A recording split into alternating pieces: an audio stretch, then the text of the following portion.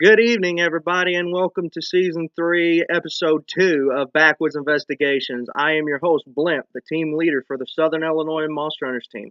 And tonight, we take a trip into the next state where Mr. Glenn Mink resides in the state of Kentucky. He's on the show tonight to tell us his encounters with Sasquatch, his theories, and more. Thanks for coming on the show tonight, Mr. Glenn. I thank you very much, sir. Hey, Zach, I'm glad you had me on, brother, and I hope you and your family are doing fine. I hope same to you and yours, brother. It's been a rough ride. Yeah, I've seen quite a bit of what's been happening going on with you the last several months, and you're in my thoughts and prayers, as is everybody that I have on my friends list on here. So just want you to know that. Well, I greatly appreciate it, buddy. So it's been a long time coming getting you on this show. We've all, if anybody that knows Glenn, he's been having a real rough time with his health and everything, and we're finally glad that we're getting somewhere to getting you better. So that's an answer to prayer right there. Oh, I couldn't agree more. It's really been sidetracking me on a lot of things. So yeah, exactly. So let's get down to business. Let's have some fun tonight. Tell us a little bit about yourself, Glenn. Well, I guess I'll just start with my background a little bit. I majored in education in college, and then picked up a little secondary diploma in forestry and wildlife conservation. And pretty much as far as overall wildlife, I've been fascinated with overall wildlife, period, ever since I was a kid. And then Sasquatch, of course, kind of took the forefront of everything. So for about going on 40 years, I guess now, I've been doing my best to try to figure out exactly what this thing is, and once you have an encounter, that seals the deal for you, and it's never the same after that. So spend most of my time trying to figure out how to get back out there and figure out where they are and document evidence on them, and I've got a host of a zillion other things that I'm into and interest, but I'm trying to stay focused on this as much as I can, especially this upcoming year. So, you said there's been a lot going on and everything, but we're here tonight to talk about your Sasquatch research, what you've seen in the field, what you've experienced. So, let's get on to business. Of course, like I said, I'm glad to have you on the show. It's been a long time coming. So, let's get down to business. What got you interested in the creature that is known as Sasquatch? Well, it was a combination of two things. When I was real little, my grandmother would tell me stories of something that she saw in the woods. She had several encounters for about a month straight. Whenever she would go, she would ride a pony and take grain to a local mill out of just a dirt country road late at night and grind it herself there at the mill. And had this encounter several nights in a row with this creature that would scream at her and then would come down in the middle of the road and try to chase the pony she rode. And that fascinated me. The story is just an incredible story. And then the movie came out about the same time in the mid 70s, late 70s, Mysterious Monsters. And that's when I first saw the Patterson Gimlin film. And when I saw that, for me at that point, I had to know exactly what my grandmother saw, and I had to see this thing for myself. And from that point, it took a long time before I ever had a real concrete visual. But I had many encounters since that time when my dad started taking me out, and he also taught me a lot of things about wildlife. So I had hands-on experience as well as from school, and like I said, once you have someone in your family that has had an encounter, and then as a little kid, you see on the big screen in a movie theater this huge, hairy monster walking across at Bluff Creek, it seals the deal for you. Oh, definitely. Like like you said, the Patterson Gimlin footage. That's where it started for a majority of us. It started either there or with the Legend of Boggy Creek. and some of us even before even those even happened. But that's where a majority of the starting point for a lot of people's quest to find and prove that Sasquatch exists. That's where it starts from. It started there for me, started there for you, started for a lot of people. So that's, and especially like you said, whenever you find out that someone in your family has had an encounter with a creature like Sasquatch, it makes you want to know more about it. It's not only that, it's you're looking for answers. Right, exactly. And you want to know, especially as a kid, you want to know if this thing you've seen is a monster, a story, something someone just saying to try to scare little kids. You want to know, is this thing real or is this a make-believe monster? And I believed my grandmother 100% because she didn't lie. And so I knew she was telling me that what she saw was a real flesh and blood creature. And then everything else has confirmed it for me that I had to get out there for myself and find it. That's how it started for me, hearing stories from my family, my mother having grown up and encountered these creatures. That's where it started for me. So that's where I find a lot of things. It starts a handful of people I've had on the show. It started with family members at the very beginning. So you've been into the study and the field research of Sasquatch now for how long? Uh, Close to 40 years, at least a few times a year, starting out early in life. I mean, obviously, we all have to hold jobs and have different responsibilities. It'd be nice if we could spend, the majority of that time actually out in the field every year. I mean, we would definitely have more evidence and better details on these things. But yeah, that's been how long I've been uh, out there. And anytime I went out hunting, or anytime I got a chance to get in the woods, that was always something that was a second thought in my mind, was to keep an eye out for something like this, or to keep an eye out for something unusual. And and you always find something in the woods. The woods have got tremendous stories to tell. If people would just go out there and open their eyes and open their ears and look and listen. That's the best way to do it. Especially a lot of people, um, they pay too much attention to the modern ways of doing everything. But you look back at the Native Americans and the settlers, they didn't have all this fancy equipment like we got with digital recorders, parabolic mics, uh, game cameras. They had their own. They had the word of mouth, and they had their eyes and ears. Right. And Right, and they knew the woods. They knew how to track. They knew what the signs were that when a different type of animal would come through an area. They knew how to go in the woods and read the signs. Whereas, like you said, now we rely on trail cams and mics and even drones flying in, and that's all great. I mean, I don't knock anybody who uses all this stuff. I mean, I use some of it, but get back to the basics and learn how to read the woods, and you'll have greater success. that I agree with you wholeheartedly on that. Um, I mean, I found in my own research, going back to the old ways, you yield more action and evidence than you would with the new ways. Right, exactly.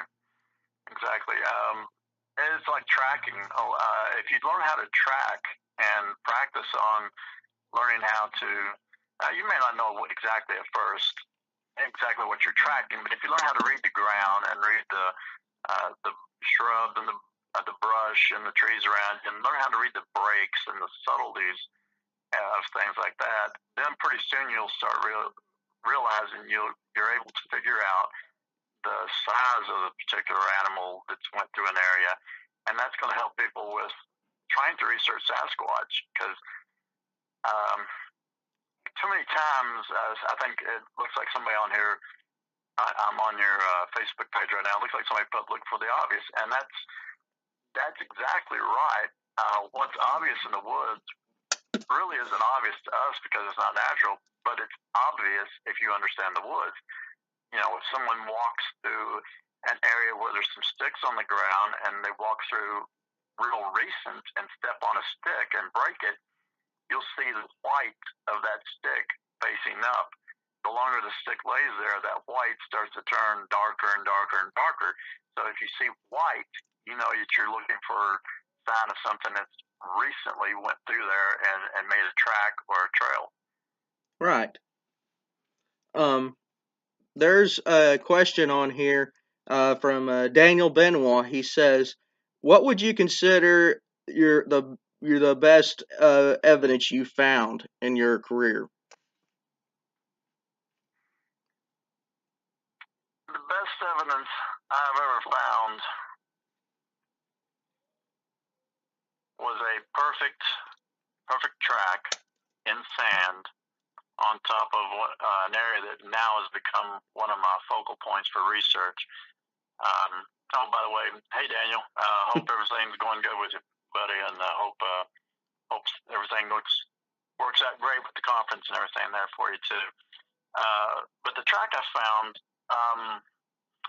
it was in sand and it was on top of a ridge line, and underneath the sand that had been blown on top of this ridge, actually it was almost a cliff, not just a ridge, was rock. So the sand wasn't very deep. The sand may have been only about 2 inches deep. So no matter what the weight of anything making a track, it was only going to go down 2 inches before it hit rock and wasn't going to go any further. But the sand made a perfect track, and it was a perfect squatch track. And I had nothing to cast with. I had no camera. This was actually way before I even had my very first cell phone. This was back like in 1980, probably 1988 or 87. And it was in an area where a tornado had went through back in the early 70s and cut a 2-mile wide path and just tore down old trees that were several hundred years old. And we literally had to crawl over and under while we were hiking to get to the top of this ridge. And it was obvious to me that nobody's going to be on this ridge barefoot, climbing over all these trees, all the shrubs, all the brush, all the thorns. And so here's this one isolated perfect track in sand, and there was a distance behind it and in front of it of about 8 feet each way. So I don't know if the wind had wiped out any other track in that area, but it was just the one track in the middle of that sand. And that sold me completely at that point that I was in the right spot, the right area. And it was actually about 10 miles from where my grandmother, no, I take that back, it was about 5 miles away from where my grandmother, on a different part of a feeder creek that runs into the Rockcastle River in Rockcastle County.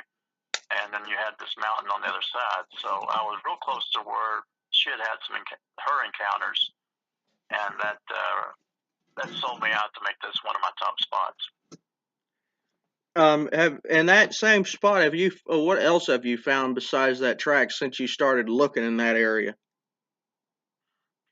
Well, down in that area, I've actually got the cover photo on my Facebook Sasquatch or Squatch Investigator page. There's a track line coming out of a cave that's near that area, about 10 miles further down a set of railroad tracks. And so I've got a picture of a track line coming out on that. And there's some, I did have for the profile pic for that page, I think I changed it. At one time I had an isolated image of one track in that track line that you could see toe prints. And that was made in the sandy, little rocky soil that was there around the entrance to that cave. So I found more tracks in that area than I have anywhere else. And I've had chatter once with my dad when I was about right around 10 to 12 years old. We came up on a ridge and overheard at least 2, maybe more, actually get what sounded at first like they were arguing amongst themselves, but then they became aware of us. and begin to argue at us from down below us. And that's something that is very haunting. And the only thing I ever found close enough to that sound was Ron Moorhead's recordings of the Sierra sounds. See, I had a guest on here the last episode, Bobby Rich. He said that whenever he heard what he described as samurai chatter, he said it sounded like the Tasmanian devil off of Looney Tunes talking. That's pretty doggone close to what we heard. It had a lot of deep guttural sounds that when you could start to realize that the emotion of whatever was making this chatter was turning to anger, then you noticed that the volume increased and the words became very halting, real hard and choppy and very guttural. It was quick, very quick paced. And my dad sent me on back out of there ahead of him about 100 yards before he even turned to leave. And he told me that's exactly what he was going to do, and not to turn around, not to come back, just to keep walking, and he would catch me. And he did that as a precaution to make sure that if whatever was down there came up and intended to do any harm, that he would be between me and it. And that's that's a fatherly instinct there. James Lowe is asking, and I guess he's referring to like silver screen movie era caveman talk. Is that where you would also compare that whenever you heard that chatter to? Yeah, it would be kind of similar to that. Also, I don't know if you all remember, showing my age here, but there was a cartoon back, I think in the 70s, mid-70s, called Captain Caveman. Mm-hmm. And that cat would rattle off words 90 miles an hour and carry on. But the only difference is that the sounds that we heard had the ability to go from very, very low notes to very, very high-pitched notes. So he had my words escape me. He had a very high vocal range. Yeah, exactly. At least probably. I've done some singing and stuff, and I've got about a 4.5 octave range, and I can go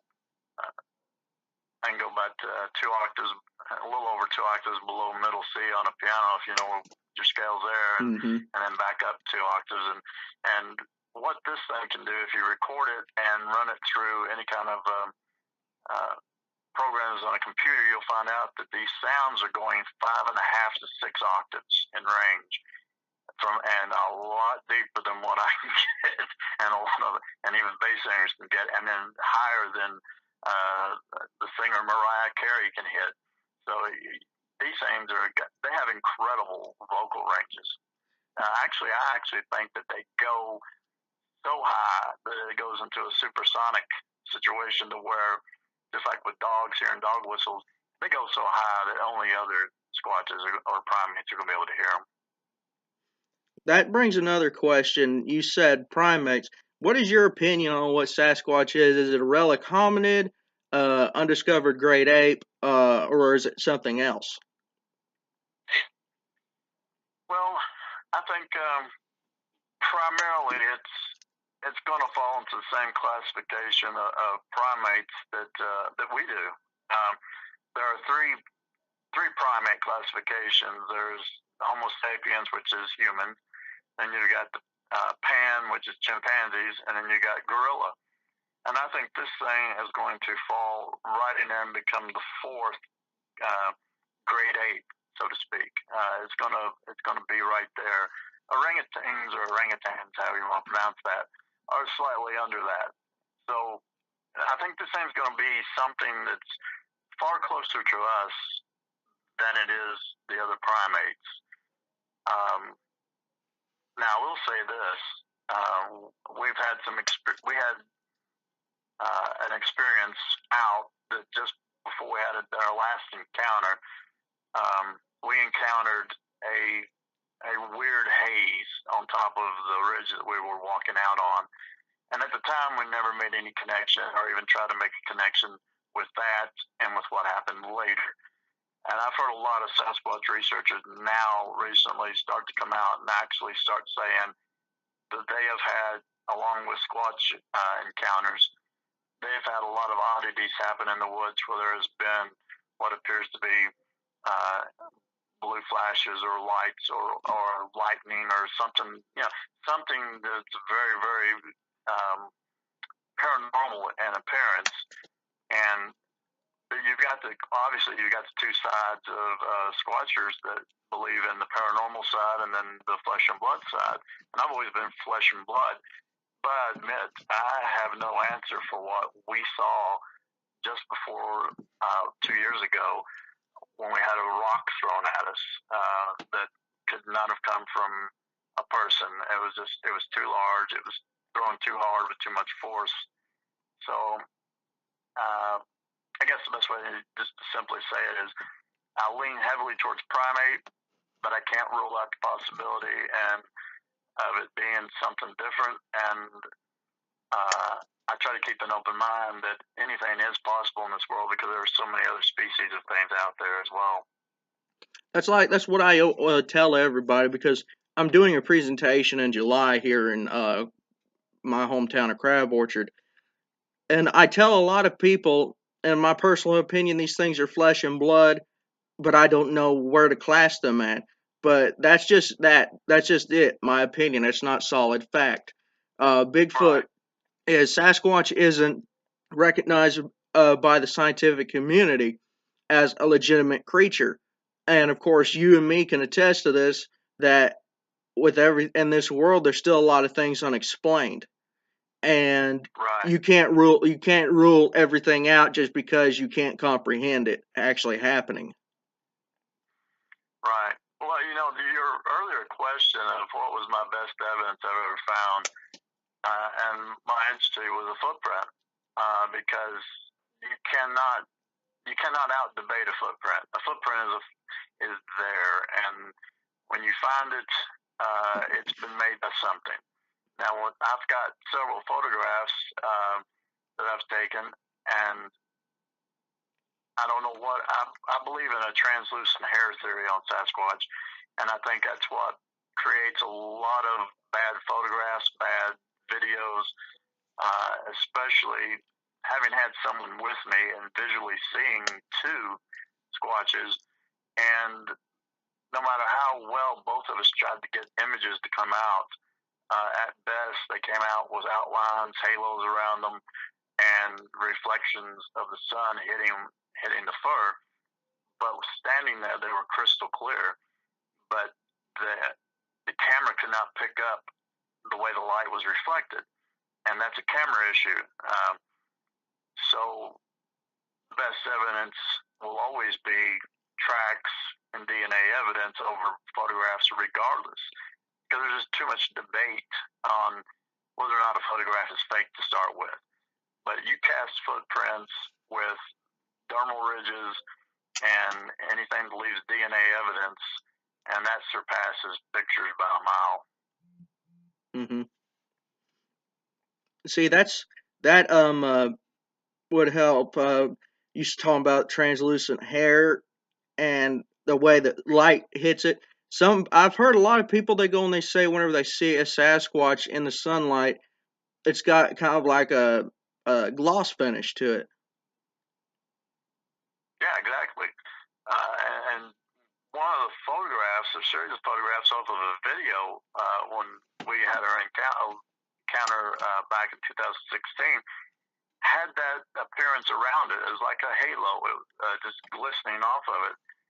And a lot of predators, even polar bears, have a type of translucent hair. It's just the way nature equips them to be able to hunt, to be able to be camouflaged and come out of the shadows and get their prey.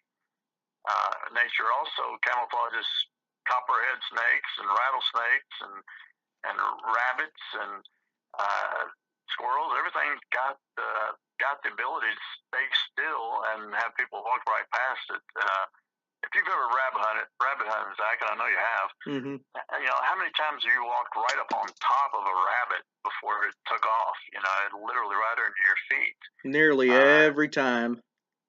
Yeah. I mean, they will just sit there. Even a buck will sit there and will stand there and let you walk right past him. So I don't think it's out of the realm of possibility of the translucent hair on a great ape or a higher primate is a reality. I actually sent M.K. Davis a photo about that, and he believes in that theory as well. I got a question here on the chat from James Lowe. He's asking, do you believe they have supernatural abilities? That's a very good question. We are the highest primate, you know, as far as great apes, and we have supernatural abilities. If you think about it, we have the ability to reason. We have the ability to problem solve. We are religious. So I don't think it's out of the ordinary to think that another primate could have different types of abilities. Now, as far as how far you want to take that, I don't know. We're the only ones, and when I say we, everybody that's out here that's doing research, we're the only ones documenting evidence and sharing it. The scientific community is not giving us anything. So everything we know about Sasquatch is coming from us to start with. And that's one of the reasons why we need to throw out what we find and document these things and get that proof down. They've already got the DNA, and they've already got a million tracks. Right now, I think there's more to it than just going ahead and verifying it. I think there's other reasons behind it. But once we start documenting what we see these things do, supernatural abilities or natural abilities, we're going to be able to start building a better database on what kind of creature we've got in front of us. Yeah, because until we have a live specimen or corpse, it's basically your word against mine, but pretty much.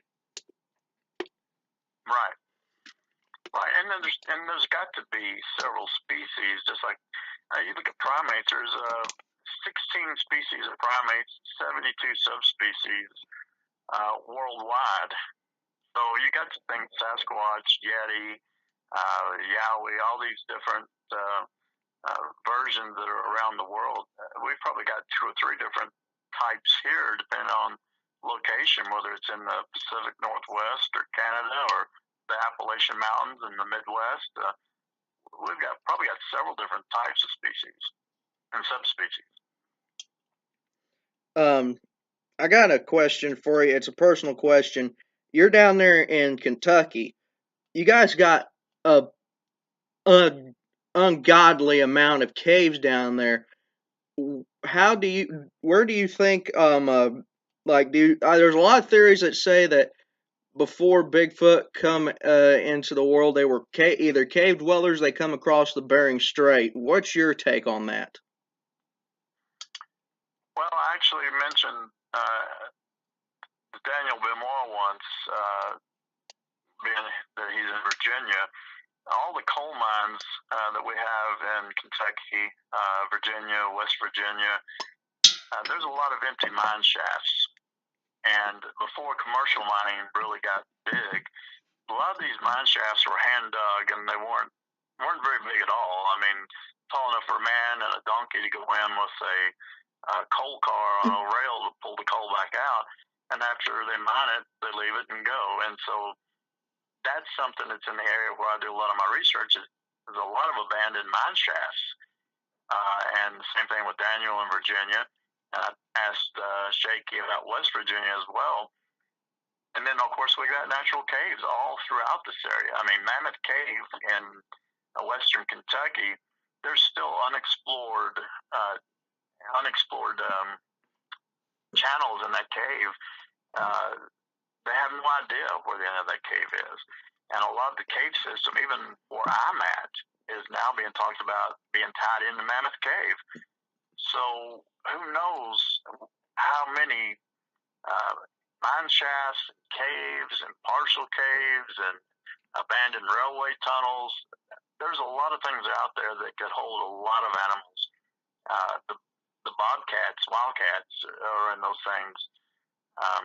Even some of the panther sightings that are around now. Some of them are being sighted around some of these overhangs and what I call partial caves. You probably see them. They're just nice overhangs on a cliff to go back a little ways. They don't really make a cave, but they make what would be a really nice shelter, maybe something Native Americans might have used. But yeah, the cave systems and mine shafts definitely they've got to be natural for them to use.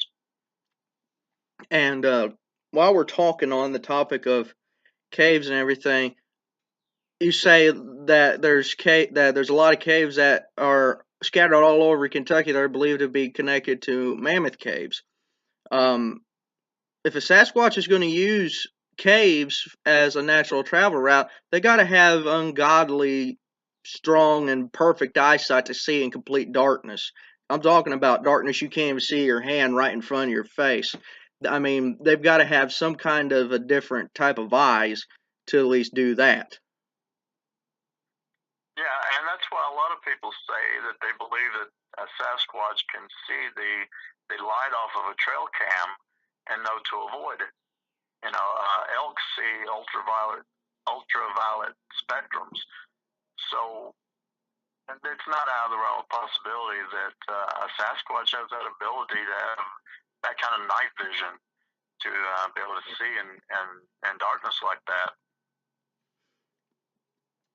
Yeah, I mean, a lot of people they go and they say that some Bigfoot are 100% nocturnal. That means they gotta in pitch darkness they gotta have eyesight as good enough sight at nighttime as we do at high noon. I mean, if you're gonna try and hunt one at night, you gotta be having some kind of cover or some kind of big type of strong camouflage if they're to keep out of their sight, especially. Well, you're definitely at a disadvantage because we can't see and they can. And that may be why there's a lot of mistakes, Zach, and a lot of sightings that when the sightings we do really know of with some of the photographs that are during the daytime, it may be that they have come out and because of the night vision that they employ, that they're practically blind in the daytime, just relying on smell and sound and just you get the jump on them at that point because they can't really see that well. They're disoriented. So, right. So you may be seeing mistakes. The only mistakes they make just by rambling out during the daytime and not really looking around well enough to see that there are actually people there. There's another theory, and I wanted to see if you shared in this theory. But before we get on to that, Daniel has a question. He says, "How far do you travel to conduct research investigations, and do you investigate reports?" Well, the furthest I'll travel and have traveled has been about 80 miles, 100 miles, somewhere in that neighborhood. To do research. I'll go further if I can, yeah.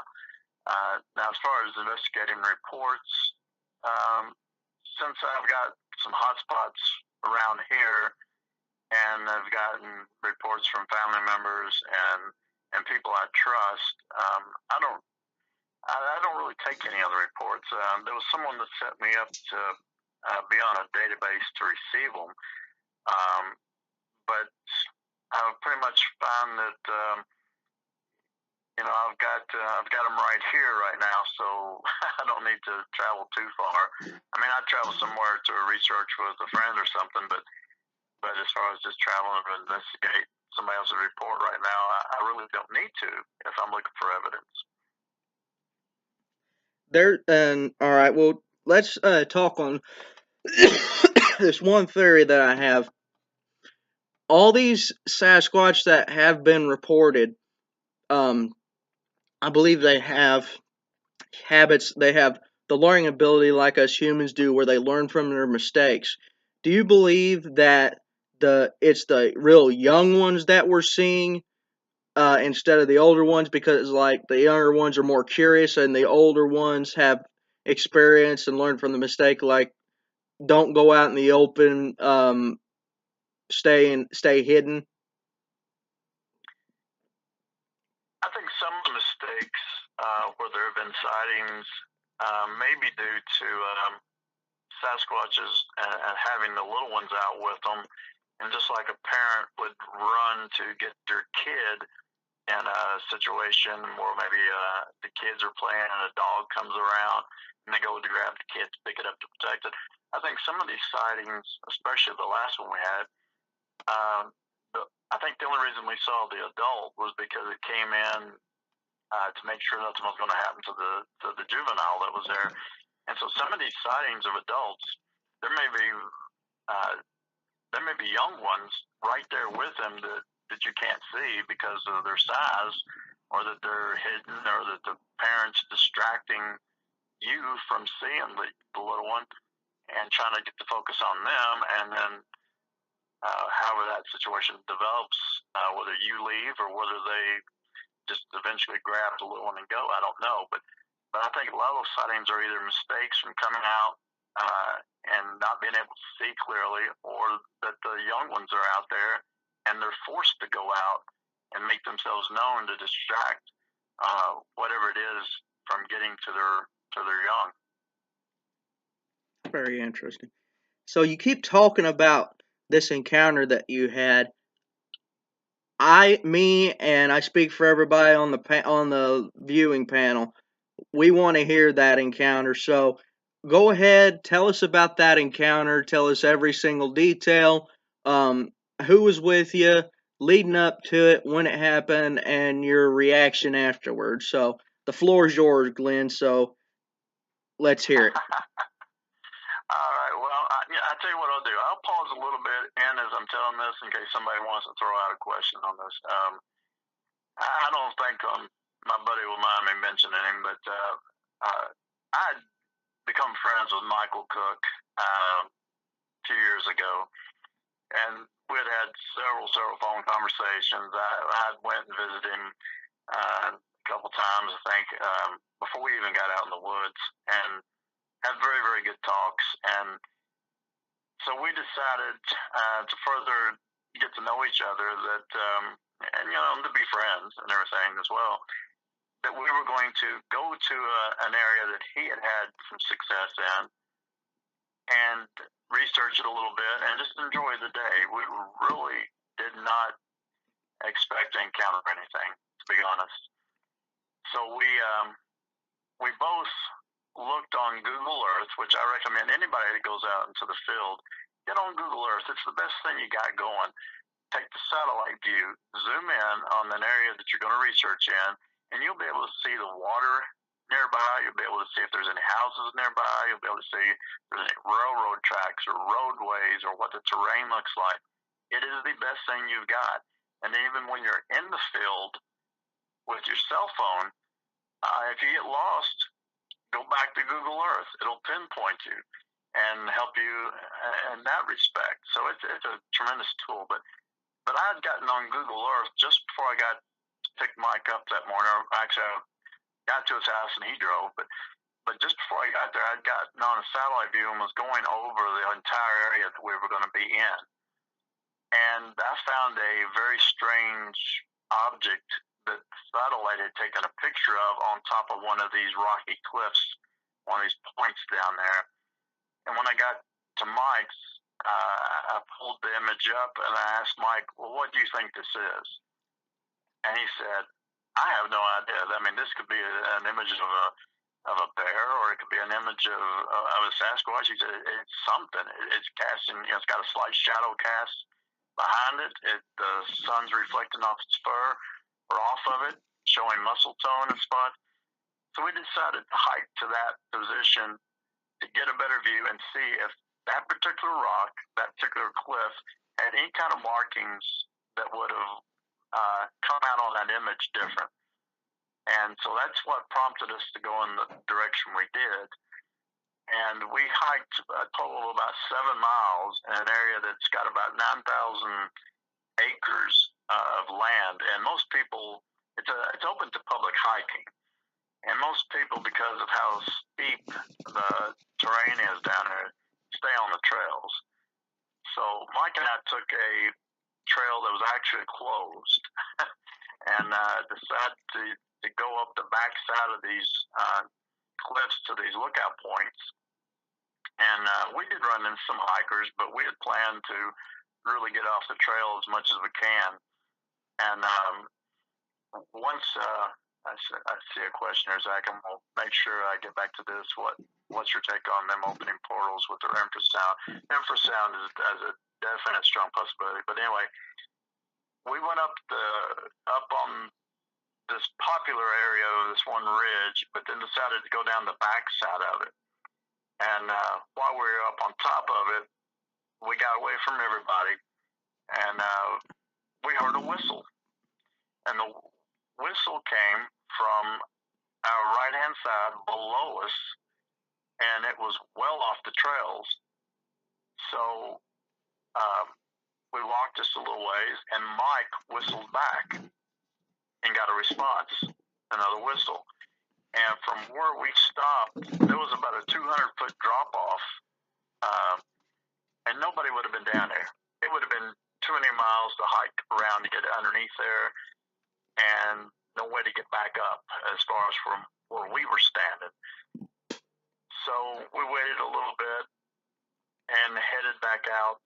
Another less used trail was part of the closed off areas.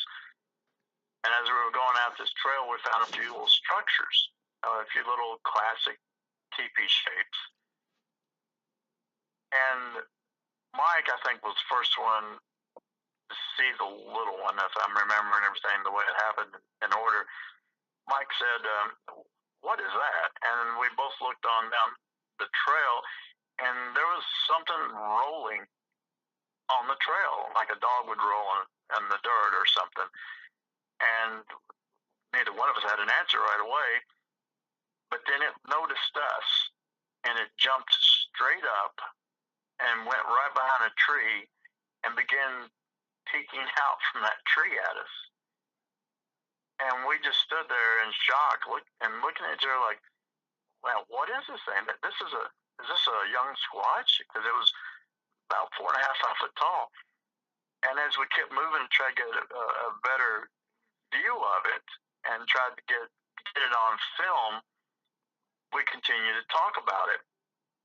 And in the midst of our conversation, somehow or another, I focused on the larger one that stepped in. Mike was still looking at the smaller one, and he said, "What is this thing doing?" And I said, "Which one?" And as soon as I said, "Which one?" he looked at me with his eyes wide open, and he said, "What are you talking about?" I said, "Are you talking about the little one or the big one?" And he turned his head real slow and looked back out where I was pointing. And he's like, "Oh my God, that's a juvenile and a mother we've got in here." And we did everything we could trying to film them. The little one, we found out later on part of the film, it looks like it was grabbed a part of the tree it was behind and was shaking it at us.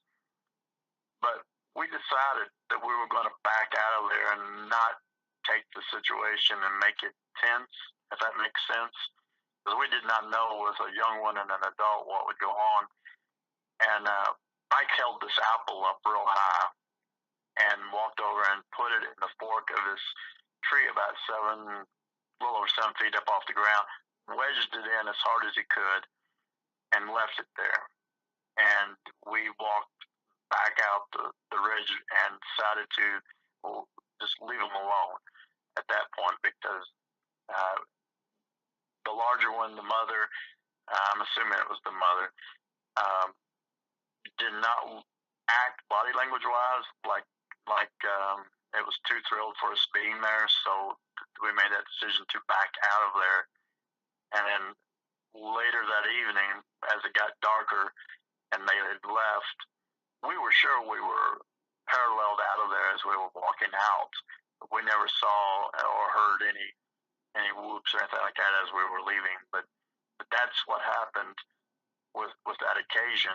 And we did go back and do a recreate a few weeks later, though, to make sure with the images we had, if there was anything that could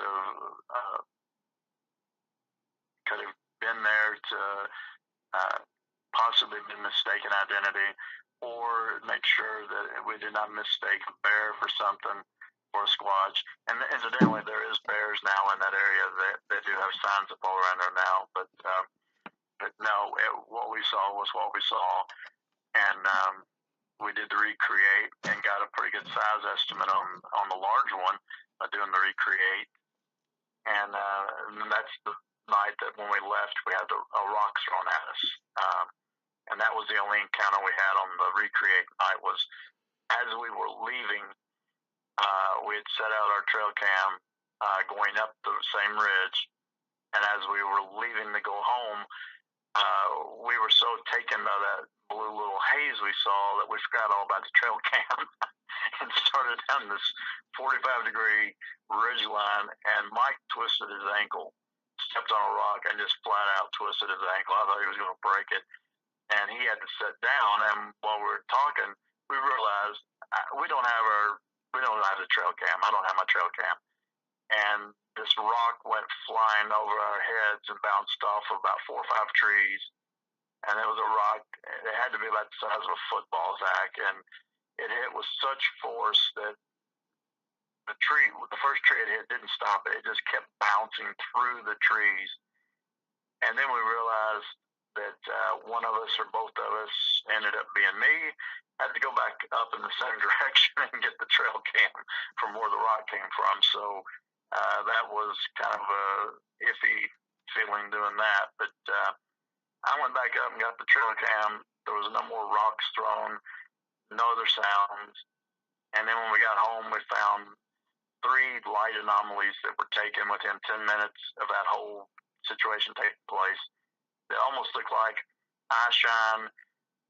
If not, I don't know what it is. So that's kind of how the 2 trips there went. Very interesting. It was. Just to make sure if you ever go with Michael Cook squatching, make sure he doesn't twist his ankle or anything like that. He always kids me all the time, and I kid him about twisting his ankle like that because he said all he has to make sure of is that he can get away faster than I can if one decides to come after us. I've heard him say that before. Oh boy. You said it was juvenile and a mother. How was you able to identify it was a mother? Well, that's just an opinion. There was no visual, nothing visually that would make me think it was a mother.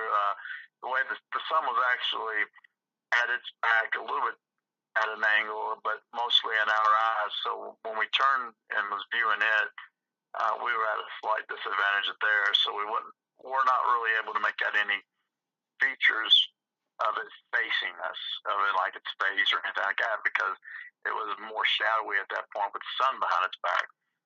But just the fact that it was a young one and a larger one, and if I go by how in the primate world, it's the females that take care of the young and stay with them, and even in gorillas, young gorilla will stay 4 or 5 years with the mother.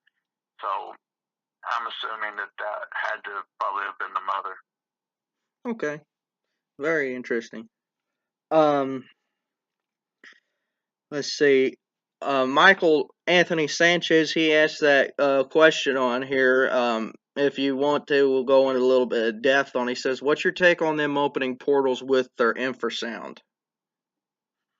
Well, the infrasound part is very, very interesting because elephants they can tell where each other are with their footsteps, with the way they hit the ground, and the way primates will beat their chest and pop their jaws and make all kinds of different noises, even noises that are beyond our hearing.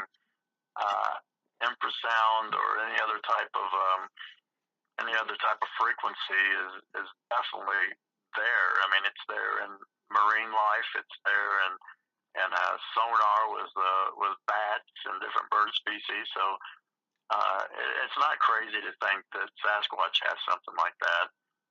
And you got to remember, like I said earlier, we're the only ones out here researching and brave enough to even say that they're out there. You know, people like you guys and others that are connected on Facebook. We're the ones that's documenting things, and the scientists are too afraid to say that they're there because they don't want to be ridiculed and made fun of, and we're the ones that's got the nerve to do it. And portals, that's there's places where there's a different magnetic resonations comes out of the ground. There's different places all over the United States where you have there's one place in particular I can't think right now. The state eludes me. I want to say Utah. There's a place out west where if you stand there, it appears as if the ground is shifted and one person's taller or shorter than the other one standing right beside them. An episode of Finding Bigfoot, they went out west to this location once and talked about that. So you've got to think that there's possibilities of everything.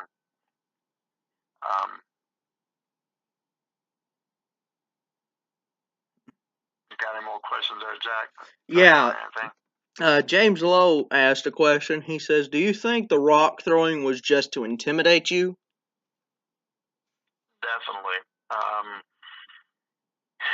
You got to think, this is a primate that their existence depends on accuracy. When they throw a rock at a deer or a smaller animal to eat, they're going to be deadly accurate with that rock.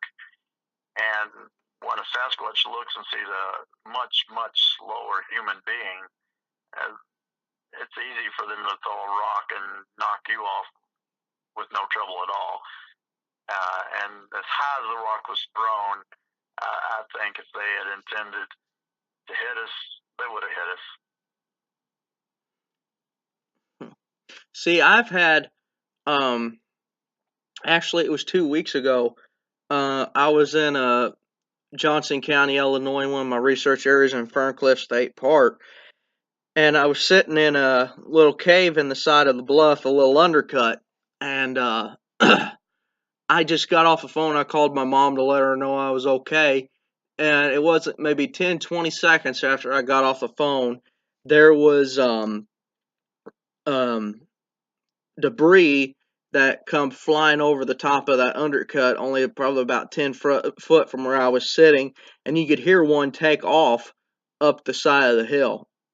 And then shortly after that, there was whoops, there was hollers, you could hear tree knocks and rock clacks, and I believe that they go and they use what audible abilities they have and whatever kind of projectiles they can get their hands on, whether it be rocks or limbs, that they go and they try to assert their dominance without being seen, and they only let themselves be seen if it's last resort. Yeah, I agree with that. And one thing I think gets overlooked or blown out of proportion, Zach, is how many in population there actually are in the woods around us. I think there's a huge overestimate of how many Sasquatch are in each state. I think they roam further, and that's the reason they're seen in different areas. The numbers, if I go by what's in Kentucky from a wildlife standpoint and compare it to black bear, deer, elk, and other animals, and the amount of land to be able to have a free home roaming range, the numbers I've come up with, and it's just a guess, like I said, because everything we know comes from people researching. But the numbers I've come up with for population of Sasquatch in Kentucky are not nearly what people think. I mean, some people don't think there's any at all, but some people overestimate that number, and I just don't think it's there. I don't think that number is nowhere near what people think it is. Very interesting. I mean, it's a wild guess though on the Sasquatch population of every state. But as of last year, though, Illinois was number 2 in the lower 48 states that had the highest Bigfoot reports on record. I don't know where it was. That was according to BFRO. I don't know where Kentucky placed on that, but it was Washington, Illinois, and then I think Ohio, then Kentucky. But yeah, like I said, it's basically a estimated guess on the population in every state. Um, Here's a question while we still got some time. Uh, I mean, this show isn't just dedicated just to Bigfoot, it's to cryptozoology as a whole. Um, every state has other creatures that's been seen throughout time. Like with Illinois, we had the infield monster, the Hamp Mine monster, the Tuttle Bottoms monster, the Thunderbird. Every state has their own other creatures other than Bigfoot. What other creatures lurk in Kentucky, to your knowledge? Well, the ones that I'm familiar with are mainly paranormal type things that are located around here. There's several ghost stories. There's several what was called just called a white man actually, and that was the only way to explain it was that there was like an odd looking shape of almost like what a seal would look like. I don't know why they didn't call it a seal, to be honest with you. That would attach itself to a person or to a car or inside of a car that went by wherever it was located and would ride along for a while and then would disappear. And then once it attached itself to you, supposedly if you lived in that area, it would be seen outside of your house a few times. So that's one thing. And then of course one thing that was made popular on the mockumentary Mountain Monsters was the Midnight Whistler, which was supposed to be a Sasquatch that lived in the Mammoth Cave area and roamed the Mammoth Cave actually. So you've got that one, and then there's also been sightings of great birds that resemble pterodactyls, which is probably where the Indians got their stories for the Thunderbird that they used, and so there's been several different things, and then we're not too far. I mean, you go on into West Virginia and you get to the Mothman, and then Ohio Grassman's not all that far away. So we're surrounded by a lot of things. We do not have, as far as I know, not anything in the water. There's nothing in the water around here, like any kind of sightings of anything like that. So everything pretty much has been just mainly Sasquatch. That's the biggest one.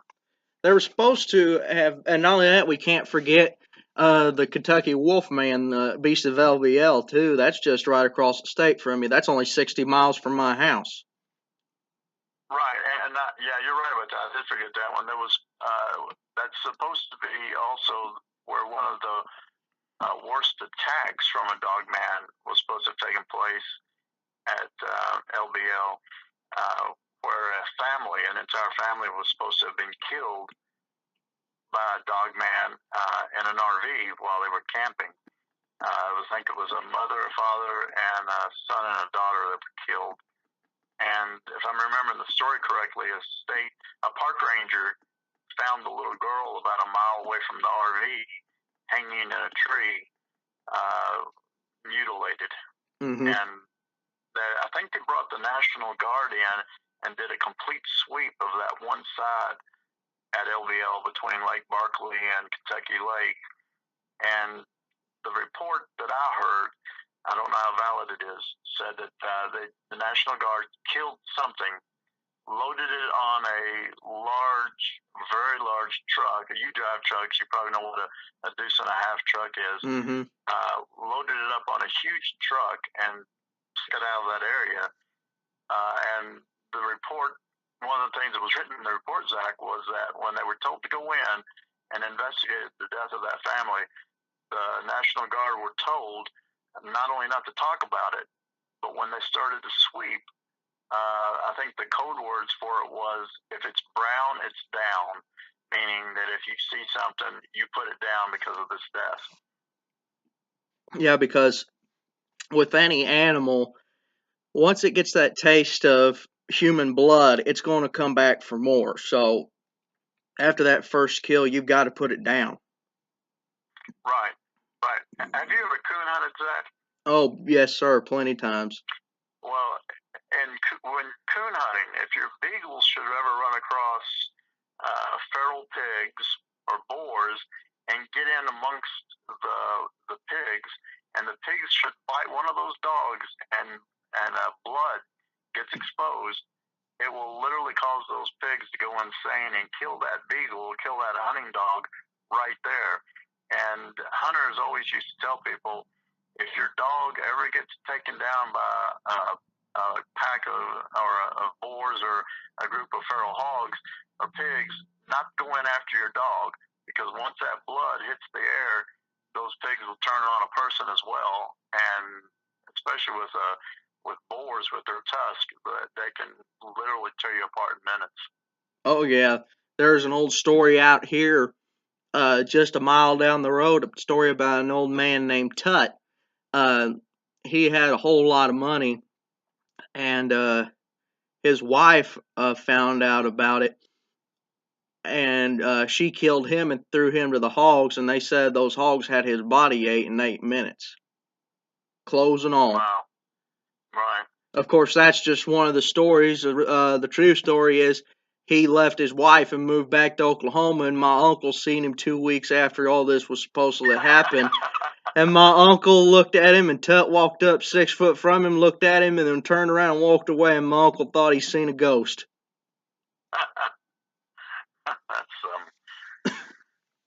Well, Glenn, I've had a very awesome time hanging out with you tonight on Backwoods Investigations. I'm sure everybody here on the live feed have enjoyed sitting here listening to you talk and share your wisdom. But I got 2 more questions. What's next for Glenn Mink? Well, I've got, like I said earlier, I got a lot of things irons in the fire, but I've just gotten some new cameras to use, and I'm planning to do a lot more right now solo investigations. One thing I'm going to try, Zach, is something that I heard a lot of Native American stories about, how the Native Americans with playing instruments in the woods would bring what the different spirit animals to them and their culture, the stories you read. So I'm going to take, on a few more occasions out, I'm going to take my guitar with me and play a little bit while I'm out in the woods at night around the campfire, and set the trail cams up close and try to see if music, rather than trying to imitate a squatch, will draw them in. Because if they're as smart as we believe they are, 1 or 2 knocks on a tree or 1 or 2 whoops, and they know that they're not talking to another squatch. Just like you can overcall when you're turkey hunting. Mm-hmm. If you call too much when you're turkey hunting, turkey figures out you're not a turkey. So I figure if I use, and this is a method I'm going to try this year, I'm going to try to play some music out at night and see if that's something maybe that is more curious to them. Maybe they haven't heard it as much or enough, and see if it draws them in to see what's going on, just to make them curious. I agree with you, and I push you to do that, because I've had action happen whenever I would play recordings of music. One time back in January, I was out and I played the recording of Cherokee war drum, and then I did the Cherokee War Cry. That was what really got the wood stirring. But what after I played the recording of a German Shepherd snarling and growling and barking, and that's when the woods really lit up. So I do agree, do the music, because it seemed like that old saying says, music soothes the savage beast. Yeah, exactly. And one last question before we go. What wisdom would you leave our viewers with, and to the people that are getting into this field? The biggest thing I'll tell anybody is safety first. Um, we do not know exactly what these things are capable of. Any animal is capable of having a bad day like we do. You're talking about a very huge primate. We've all seen the videos where, like recently, the child that fell into the gorilla pit in Cincinnati a while back, and they had to put down the gorilla. I would use extreme caution, especially if you have an encounter. Your very first time, use caution. Don't run. I will say this: don't run. Number one, you're not going to outrun it, so there's no point in running. And number two, if you run from an animal, you trigger their chasing instinct, especially with a predator. You run, and it triggers that natural instinct for the predator to chase you down for whatever reason, if it wants to just chase you down, or chase you down to kill you. So don't run, and calmly and safely in the situation by walking away and let it have the high ground if you have an encounter. And always make sure if you're out in the woods, let somebody know where you're going. It doesn't matter if you go by yourself or with other people. Let somebody know what area you're going to be in, because if something should happen, you want somebody to be able to find you or put a trace on your cell phone and know where you are. That's the best kind of information you could give anybody. Well, Thank you. Well, buddy, I greatly appreciate it. Again, I'm glad to hear that you're sounding somewhat better. We're glad that you're able to get back out and get back in the field and do what you're passionate about. And we wish you the best of luck, my friend. Well, absolutely. You too, Zach. And one of these days, I'm going to get out there in October with you out there in Illinois. Yeah, August 31st through October 3rd is on Labor Day weekend. That's my my camp out. So I'm sending the invite out to you. All right. Yeah, just send me that invite, and I'll write it in my calendar and try to make that thing happen. I was going to try to make it happen to get out to Virginia this year too, and actually had hoped to have gone out early before. I guess you were still scheduled to be there too. To get out there earlier before the thing even started and get out in the woods with everybody, but I wasn't able to make that happen this year. Well, you still got a chance to come out and see me. I'll be at the Tennessee Bigfoot Conference at Bays Mountain Park in October. Okay, down there with Matthew Delph and Yep. Bill Lancaster and they're gonna be down. Okay. Yeah, I'll be there the 19th through the 20th. All right, I'll write that down too, Zach. All right, buddy. Yeah, that's my first speaking engagement, so hopefully you will come out and give me some support. I'm gonna be nervous. You'll do fine. You'll do fine, brother. All right, buddy. Well, you have a very good night. Enjoy the rest of your evening, and I'll talk to you soon. All right. Thanks for letting me do this tonight, brother. I appreciate it. Had a good time. Oh, the honor's all mine. I greatly appreciate it having you on my show, Glenn. All right, my friend. Take care, and got you in my prayers. Thank you, brother. Same to you. All right. Bye-bye. Bye. And that does it, everybody, for another episode of Backwoods Investigations. I thank you, everybody, for tuning in tonight on the chat and everyone that's viewing at home. Until then, remember, July 27th at 6 o'clock in the evening till 8 p.m. in Crab Orchard, Illinois at the Crab Orchard Public Library. the first annual Southern Illinois Monster Hunters Bigfoot Seminar will be taking place. I will be the keynote speaker. It's free to the public. Everybody's more than welcome to come out. June 30th and July 1st in Fishersville, Virginia at the Augusta Expo. Be sure to come on out. Tickets are only $20 a pop.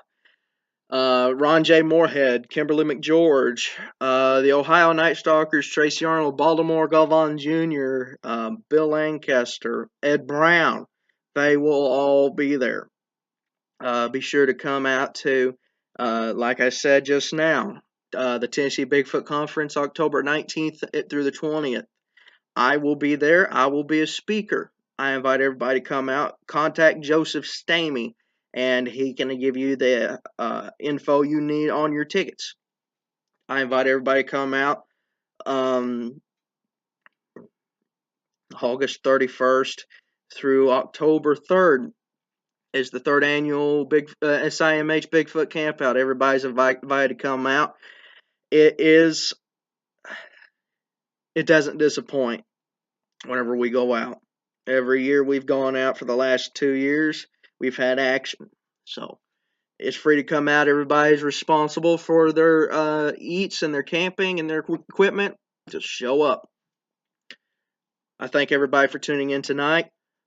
Until next time, tune in next time for my next guest, and tune in for Storytime with Blimp for whenever I dive into cryptids and paranormal phenomenon from all across the world.